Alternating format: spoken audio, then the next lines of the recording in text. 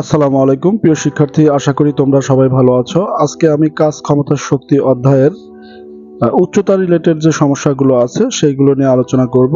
আমি ধারাবাহিকভাবে এই অধ্যায়ের উপরে 4-5টা ভিডিও আপলোড করব। 4-5টা ভিডিও যদি তোমরা নিয়মিত দেখো তাহলে উচ্চতা রিলেটেড যে সমস্যাগুলো আছে সেগুলো আর থাকবে না ইনশাআল্লাহ। তখন তোমরা উচ্চতা রিলেটেড এই অধ্যায়ের যে অঙ্কই আসুক না কেন তোমরা সমাধান করতে পারবে ইনশাআল্লাহ।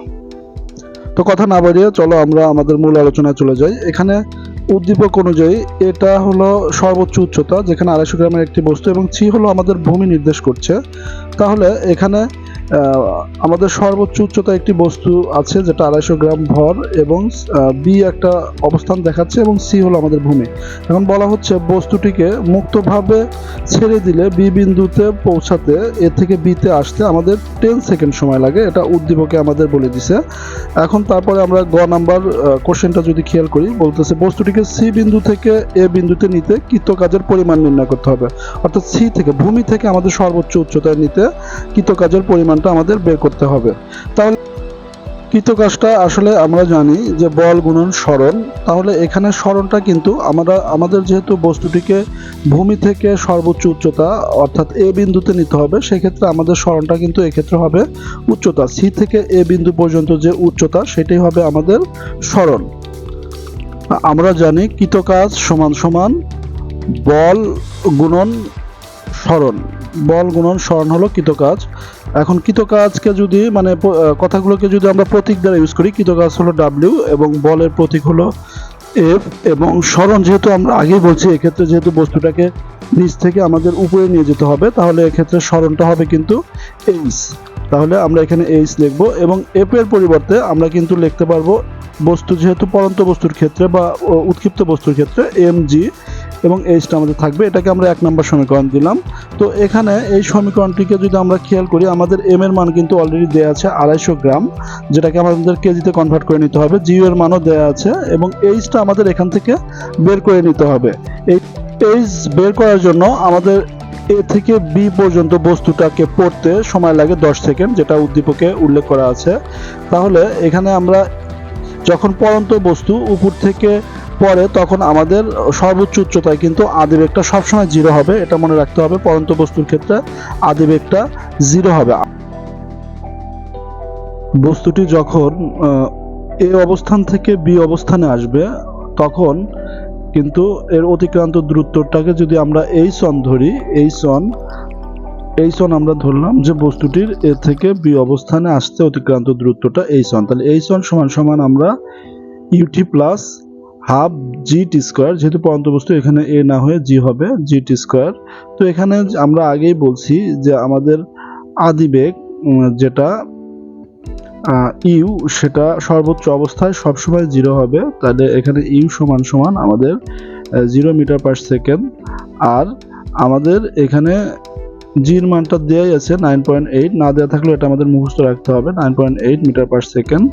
আর এখানে টি এর থেকে বিতে আসতে কিন্তু আমাদের উদ্দীপকে বলা আছে 10 সেকেন্ড, সেই 10 সেকেন্ড এর থেকে বি। এখন মানগুলো যদি আমরা বসায় যদি আমরা ক্যালকুলেশন করি, তাহলে আমরা এই সনের মানটা পেয়ে যাব। যেহেতু এর মান 0, তাহলে 0-এর সাথে যাকে গুণ করবো সেটা 0 হয়ে যাবে। এই জন্য টির মান ওখানে বসালাম না, আর এখানে আমরা টির মানটা বসিয়ে দিলাম 10 এর উপরে স্কোয়ার। এখন যদি আমরা ক্যালকুলেশন করি তাহলে আমাদের আসবে 490 মিটার। তাহলে এটা আমরা পেলাম, চিত্রে এ বি পর্যন্ত আমরা দূরত্ব পেলাম 490 মিটার।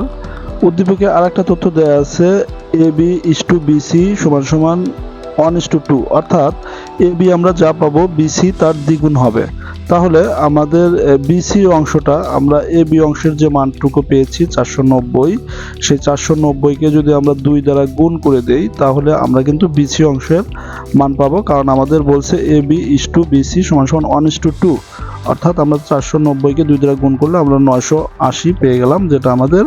এখন আমরা এসি অংশেরটা পাবো যদি এই বিসি এবং এ বি অংশেরটা যোগ করে দিই, অর্থাৎ 490 এবং 980 আমরা যোগ করলে আমরা কিন্তু সি থেকে এ পর্যন্ত অর্থাৎ ভূমি থেকে সর্বোচ্চ উচ্চতা পর্যন্ত আমরা দূরত্ব পাবো। তাহলে যেহেতু A B is to BC সমান সমান 1:2, তাহলে আমাদের এবি যেহেতু আমরা পেয়েছি 490 মিটার, সুতরাং আমাদের এক্ষেত্রে বিসি সমান সমান আমরা লিখতে পারবো 490 গুণন 2, যেহেতু 1:2 দেওয়া আছে আমাদের, তাহলে এটা আমরা গুণ করলে আমাদের হবে 980 মিটার। অর্থাৎ আমরা বিসি পেয়ে গেলাম, বিসি অংশটাকে পেয়ে গেলাম আমরা 980। তাহলে পুরোটা যদি আমরা এসি সমান সমান এইচ ধরি আমরা, তাহলে আমরা এখানে আমাদের 490 যোগ 980 যদি যোগ করে দিই, 490 যোগ 980 আমরা যোগ করে লিখলে আমাদের যে সর্বোচ্চ যে উচ্চতাটা ভূমি থেকে এ পর্যন্ত উচ্চতাটা কিন্তু আমরা পেয়ে যাব। যোগ করলে হবে আমাদের 1470 মিটার। 1470 মিটার পেয়ে গেলাম আমরা সর্বোচ্চ ভূমি থেকে আমাদের এ পর্যন্ত দূরত্ব। এখন এই এইচ এর মানটা যদি আমরা 1 নং সমীকরণে বসাই, তাহলে আমরা 1 নং হতে পাই লিখে আমরা কৃতকাজ ডাব্লিউ সমান সমান আমরা লিখব ডাব্লিউ সমান সমান mgh। এখন আমরা মানগুলো বসাই দেব। আমাদের ভরটা কিন্তু গ্রামে দেওয়া আছে, একে 1000 দ্বারা ভাগ করলে এটা কেজিতে কনভার্ট হবে। অবশ্যই এটাকে কেজিতে করে নিতে হবে। গুণন 9.8 গুণন উচ্চতা, আমরা ভূমি থেকে এ বিন্দু পর্যন্ত উচ্চতা পাইছি 1470। এখন আমরা যদি ক্যালকুলেশন করি তাহলে 3601.5 জুল আমাদের কাজের একক জুল, তাহলে 3601.5 জুল, এটাই আমাদের গ নম্বরের আনসার। এখন ঘ নম্বরে এ বি সি বিন্দুতে বস্তুটির মোট শক্তি ধ্রুব থাকে, গাণিতিকভাবে বিশ্লেষণ করো। আমরা এ বির দূরত্ব গ নম্বর করার সময় আমরা বের করছি 490 মিটার এবং বিসি এর দূরত্ব আমরা গতে বের করছি 980 মিটার। এখন এ বিন্দুতে মোট শক্তি, বি বিন্দুতে মোট শক্তি, সি বিন্দুতে মোট শক্তি। এখন কোন বিন্দুতে মোট শক্তি বলতে আমরা বুঝি যে ওই বিন্দুতে গতিশক্তি এবং বিভব শক্তির সমষ্টি। তাহলে এ বিন্দুর মোট শক্তি বলতে আমরা এ বিন্দুতে মোট শক্তি হলো গতিশক্তি এবং বিভব শক্তির সমষ্টি, আবার বি বিন্দুতে মোট শক্তি হবে বি বিন্দুতে গতিশক্তি এবং বিভব শক্তির সমষ্টি, এবং সি বিন্দুর মোট শক্তি হবে সি বিন্দুর বিভব শক্তি এবং গতিশক্তির সমষ্টি। এখন গতিশক্তিটা আসলে কি? কোনো গতিশীল বস্তু তার গতির জন্য কাজ করার যে সামর্থ্য অর্জন করে তাকেই গতিশক্তি আসলে বলে। তো এখানে কোনো বস্তু যদি স্থির থাকে তাহলে কিন্তু সেক্ষেত্রে তার গতিশক্তি থাকবে না। আবার বিভব শক্তি হলো কোনো বস্তুকে তার স্বাভাবিক অবস্থা থেকে অন্য অবস্থায় নিলে যে শক্তি সঞ্চিত হয় তার মধ্যে। অর্থাৎ স্বাভাবিক অবস্থা বলতে আমরা বুঝবো ভূমি। তাহলে কোনো বস্তুকে ভূমি থেকে যদি উপরে নেই তাহলে বস্তুটা কাজ করার সামর্থ্য অর্জন করে বা বস্তুটার মধ্যে কিছু শক্তি সঞ্চিত হয়, যেটা বিভব শক্তি। আরও দুটো তথ্য আমাদের একটু মনে রাখতে হবে, সেটা হলো বস্তু যখন সর্বোচ্চ উচ্চতায় থাকবে তখন বস্তু সবসময় স্থির অবস্থায় থাকে এবং সেক্ষেত্রে কিন্তু বস্তুর গতিশক্তি 0 হয়। আবার বস্তু যখন ভূমিতে থাকে বা তখন কিন্তু বস্তুর উচ্চতা থাকে না, বিধায় তখন বিভব শক্তি 0 হয়। তাহলে এই দুইটা তথ্য আমাদের একটু মনে রাখতে হবে যে বস্তু সর্বোচ্চ উচ্চতায় থাকলে সেখানে গতিশক্তি 0 হবে এবং বস্তু যখন ভূমিতে থাকবে তখন বিভব শক্তি 0 হবে। বিভব শক্তি নির্ণয়ের জন্য সব সময় আমাদের উচ্চতাটা, বিভব শক্তি নির্ণয়ের সময় যে আমরা সূত্রটা mgh দেখি, সেই mgh-টা যে এইচ যে উচ্চতা সেটা সবসময় ভূমি থেকে, বিভব শক্তি নির্ণয় করার সময় উচ্চতাটা সবসময় ভূমি থেকে আমরা কাউন্ট করব। তাহলে এখন এ বিন্দুর ক্ষেত্রে আমরা বস্তুটা সর্বোচ্চ উচ্চতায় কিন্তু আছে, সর্বোচ্চ উচ্চতায় আগেই বলছি যে সর্বোচ্চ উচ্চতায় বস্তু স্থির থাকে, বিধায় এখানে আদিবেগ ইউ 0 হবে। সর্বোচ্চ উচ্চতায় আমাদের আদিবেগ ইউ 0 মিটার পার সেকেন্ড। এখন এবং এ অবস্থান পর্যন্ত দূরত্ব কিন্তু আমাদের এইচ আমরা যেটা বের করছিলাম সেটা 1470 গতে আমরা করছিলাম 1470 মিটার উচ্চতা ভূমি থেকে আমরা এ পর্যন্ত সর্বোচ্চ উচ্চতা ছিল। এখন আমরা যদি এখানে আমরা গতিশক্তিকে ইকে দ্বারা লিখি, ইকে half m v square, half m v square. এখানে তো শেষ বেগ নেই, যেহেতু এটাই শুরুর অবস্থান, এই জন্য এখানে হাফ এম আমরা ইউ স্কোয়ার লিখব। ইউ স্কোয়ার লিখে আমরা এখানে মান যদি বসাই, হাফ এম এর মান আমাদের 250 গ্রাম, এটাকে আমরা সরাসরি কেজিতে কনভার্ট 1000 দিয়ে ভাগ করে কেজিতে কনভার্ট করে 0.25 গুণন ইউ এর মানটা কিন্তু এক্ষেত্রে আমরা আগেই বলছি 0, তাহলে 0। এখন 0 দিয়ে পুরোটা গুণ করলে আমরা এটা 0 হয়ে যাবে, অর্থাৎ ই কে, যেহেতু এটা এ বিন্দুর ক্ষেত্রে, এই জন্য আমরা কে এর সাথে একটা এ অক্ষর লিখে রাখি যে ই কে এ আমাদের গতিশক্তির এ বিন্দুতে কিন্তু 0, কারণ বস্তুর কোনো গতি নাই। গতিশক্তিতে অবশ্যই বস্তুটি গতিশীল থাকতে হবে, না হলে সেখানে গতিশক্তি 0 হবে।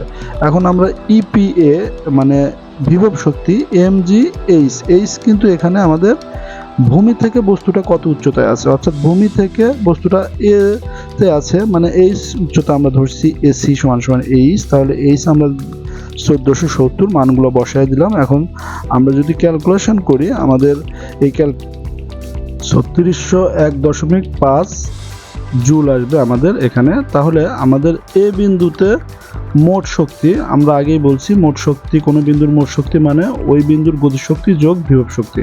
তাহলে এ বিন্দুতে মোট শক্তি সমান সমান আমরা লিখব ই এ সমান সমান আমাদের গতিশক্তি হলো ই কে এ প্লাস আমাদের বিভব শক্তি হলো আমাদের ইপি এ। এখন ই কে এ হলো আমাদের 0, যেহেতু ওখানে বস্তু স্থির ছিল, গতি ছিল না, তাহলে এখানে কিন্তু মোট শক্তিটা আমাদের বিভব শক্তির সমান হবে, কারণ এখানে গতিশক্তি আমাদের 0। তাহলে বিভব শক্তি পাইছি আমরা 3601.5। তাহলে আমরা এখানে ই এ বিন্দুতে আমরা মোট শক্তি পেলাম 3601.5 জুল। এটা আমরা মোট শক্তি এ বিন্দুর জন্য পেলাম। এই মোট শক্তিটা আমরা বোর্ডের সাইডে এই মোট শক্তিটা একটু লিখে রাখি, 3601.5 জুল এ বিন্দুর মোট শক্তি।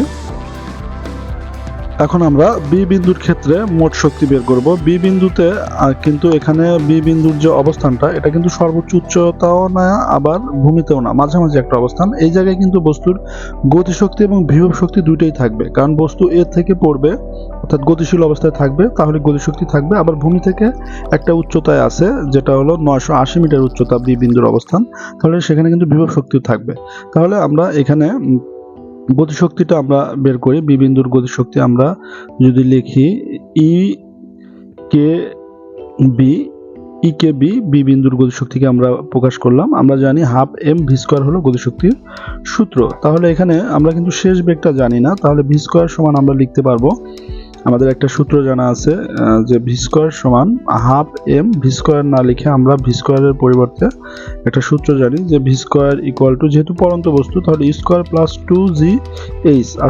পরন্ত বস্তুর ক্ষেত্রে আমরা জানি যে এ জায়গায় সবসময় জি হয়, আর এখানে আসলে এইচ হবে না। এইচ বলতে বস্তুটা কোথায় ছিল এবং কোথায় এসেছে সেই দূরত্বটা ছিল এ বিন্দুতে, এসেছে বি বিন্দুতে, অর্থাৎ এ বি দূরত্ব অতিক্রম করেছে। তাহলে আমরা ইউ স্কয়ার প্লাস 2gh না লিখে আমরা যতটুকু বস্তুটা দূরত্ব, যতটুকু পথ অতিক্রম করছে এ বি পথ আসছে, এজন্য এখানে দূরত্বটা হবে এ বি। এখন আমাদের তাহলে এখন মানগুলো যদি আমরা বসিয়ে দিই, এম হলো আমাদের 250 গ্রাম আছে, এটাকে আমরা কেজিতে কনভার্ট করব। 1000 দিয়ে ভাগ করলে এটা কেজি হয়ে যাবে 0.25, এবং ইউ আমাদের কিন্তু আদি অবস্থায় 0, তাহলে বস্তুটা এর থেকে বি পর্যন্ত আসছে, অর্থাৎ অতিক্রান্ত দূরত্ব এ বি, যা আমরা গতে বের করছিলাম যে এ বি সমান হলো 490 মিটার। তাহলে এ বির মানটুকু আমরা এখানে বসাবো যে 490 মিটার। এখন আমরা ক্যালকুলেশন করলে আমাদের যে মানটা আসবে সেটা হলো, প্রথমটা 0 হওয়াতে প্রথম অংশটুকু আমাদের 0 হয়ে যাবে।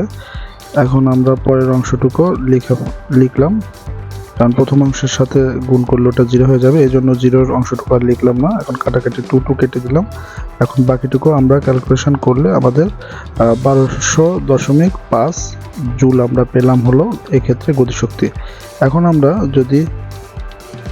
এখন আমরা বি বিন্দুতে আমাদের বিভব শক্তিটা বের করব। বি বিন্দুতে বিভব শক্তি বের করার জন্য আমরা জানি বিভব শক্তি হলে কোনো বস্তুকে স্বাভাবিক অবস্থা থেকে অন্য অবস্থায় নিলে তার মধ্যে যে শক্তি সঞ্চিত হয়। অন্য অবস্থা বলতে আমরা বুঝি যার বস্তুটাকে ভূমি থেকে, স্বাভাবিক অবস্থা বলতে আমরা সবসময় বুঝবো ভূমি থেকে তাকে উচ্চতায় নিলে, অন্য কোনো উচ্চতায় নিলে, তাহলে বস্তুটা একটা কাজ করার সামর্থ্য অর্জন করে। অর্থাৎ আমরা যদি একটা বস্তু উপরে নিয়ে নিচে ফেলে দেই, তাহলে নিচে যদি কোনো কিছু থাকে সেটা আঘাতপ্রাপ্ত হবে বা আঘাত পাবে, অর্থাৎ বস্তুটার মধ্যে শক্তি সঞ্চিত হয়েছিল বিধায় জায়গাটা ক্ষতিগ্রস্ত বা আঘাতপ্রাপ্ত হয়েছে।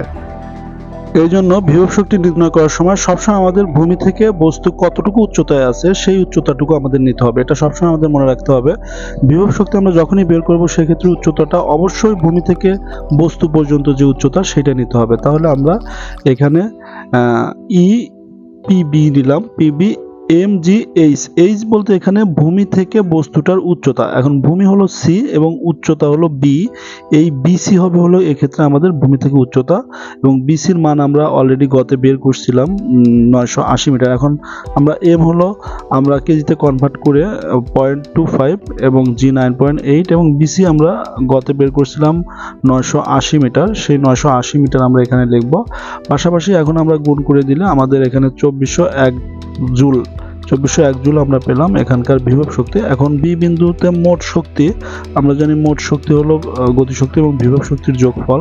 তাহলে বি বিন্দুতে মোট শক্তি আমরা যদি ইবি লিখি, ইবি সমান সমান আমরা ই কে বি প্লাস ইপিবি, এই দুটো মান যোগ করে দিলে আমরা আমাদের যে মানটা আসবে এটাই বি বিন্দুর মোট শক্তি হবে, যা 3601.5 জুল, যা আমাদের এ বিন্দুর ক্ষেত্রেও কিন্তু মোট শক্তি হিসেবে আমরা এটাই পেয়েছিলাম। তাহলে আমরা সাইডে আবার বি বিন্দুর জন্য মোট শক্তিটা একটু লিখে রাখি, 3601.5 জুল। এখন আমরা আবার সি বিন্দুর ক্ষেত্রে মোট শক্তি বের করব, অর্থাৎ সি বিন্দুর জন্য আমাদের বিভব শক্তি এবং গতিশক্তি দুইটাই বের করে যোগ করে যে মানটা পাবো সেটাই আমাদের সি বিন্দুর মোট শক্তি হবে। তাহলে আমরা সি বিন্দুর মোট শক্তির, এখানে বস্তুটি এ থেকে কিন্তু নিচে পড়তেছে, তখন এ থেকে নিচে যখন পড়তেছে তখন ভূমিতে স্পর্শ করার আগে কিন্তু এখানে বেগটা সর্বোচ্চ হবে, এবং ভূমিতে স্পর্শ করার ঠিক আগ মুহূর্তে কিন্তু কোনো উচ্চতা থাকবে না, অর্থাৎ এক্ষেত্রে আমরা বিভব শক্তি কিন্তু আমাদের জিরো হবে, কারণ উচ্চতা এক্ষেত্রে আমাদের জিরো, এখানে শুধু গতিশক্তিটাই থাকবে। আমরা ই কে সি বের করলাম, সি বিন্দুর গতিশক্তি half m v square, half m v square. তাহলে হাফ এম ভি স্কোয়ার, এখন আমরা বস্তুটা এ থেকে কিন্তু সিতে আসতেছে, তাহলে হাফ এম ভি স্কোয়ারের পরিবর্তে আমরা লিখব ইউ স্কোয়ার প্লাস 2জি এইচ। এখানে এইচটা হলো কিন্তু আমাদের বস্তুটা কোথায় ছিল কোথায় আসছে, বস্তুটা এ থেকে কিন্তু সিতে আসতেছে, তাহলে আমরা এখানে উচ্চতাটা হবে আমাদের এসি। এখন আমরা তাহলে এখানে আমরা হাফ এমটা রাখলাম, ইউ এর মান আমাদের এখানে 0 প্লাস এসি, এখানে কিন্তু আমাদের আদি অবস্থা সবসময় ইউ 0, এখন 2জি। এখন এসি হলো আমরা এসি আমরা দুটো যদি যোগ করে দিই, আগে আমরা বের করছিলাম সেটা হলো 1470 মিটার, আমরা লিখে ফেললাম। এখানে অঙ্কের মাঝে আমাদের একক লেখার দরকার নেই, এককগুলো আমরা লাস্টের লাইনে লিখবো, গুণন এম এর মান বসায় দেব। আর প্রথম অংশটুকু 0 হবে দেখে আমরা জিরোর অংশটুকু লিখছি না, আমরা সরাসরি হাফ এম কে দ্বিতীয় অংশের সাথে গুণ করে দিলাম, এবং এখানে ক্যালকুলেশন করলে আমাদের 3601.5 জুল হবে।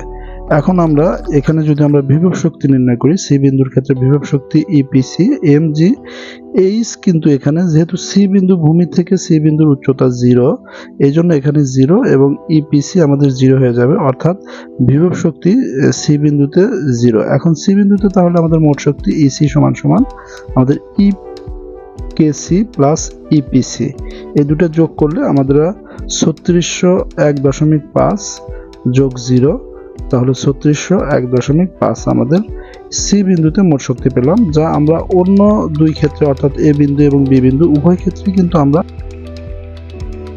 3601.5 জুল পেয়েছিলাম, তো এক্ষেত্রে আমরা তাই পেলাম, অর্থাৎ এ বি সি বিন্দুতে মোট শক্তি কিন্তু ধ্রুব থাকে, অর্থাৎ একই হয়। তো আশা করি অঙ্কটা তোমরা বুঝতে পেরেছ, এবং এইভাবে চ্যানেলটির সাথেই থাকো, আমি পরবর্তীতে আরও 3-4টা আলোচনা করব এই উচ্চতার অঙ্ক নিয়ে। তো আশা করি যে উচ্চতা রিলেটেড যে অঙ্কগুলো আছে সেগুলো আর তোমাদের সমস্যা হবে না, তোমরা অনায়াসেই এই রিলেটেড অঙ্কগুলো সলভ করতে পারবে। তো ধন্যবাদ সবাইকে, সবাই ভালো থাকবে।